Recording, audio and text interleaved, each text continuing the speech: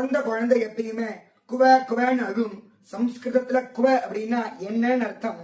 குவவா குவவேதி பாஷண்டானு ரோதனச்சத்மனாஜுடு உச்சை சந்தர்ஜகாமாசா வேதபாஹ்யாண்டுராத்மனா. இந்த பாஷண்டிகளும் மற்ற மதத்தை பிரச்சாரம் பண்ணக்கூடியவா எங்க இருக்கா, குவ குவ எங்க இருக்கா அப்படின்னு அவர் கேட்கிற மாதிரி இருந்துதான்.